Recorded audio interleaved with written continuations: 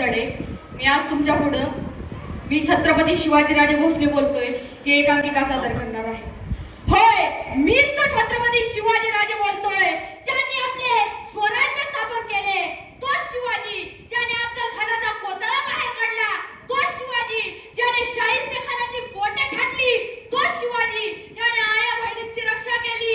तो शिवाजी. होय, मीच तो शिवाजी ज्यांना जिजाऊंनी घडविले. हेच का ते माझे स्वराज्य? कुठे गेले माझे मावळे? आज आपल्या राज्यात जे काही घडत आहे त्याने अतिशय दुःख वाटत आहे.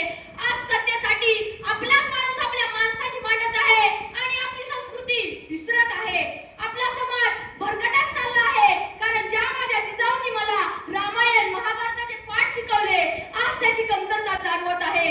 कारण आजचा तरुण स्वार्थी, व्यसनाधीन, कामचुकार झाला आहे. त्याला योग्य मार्ग दाखवण्याची गरज आहे.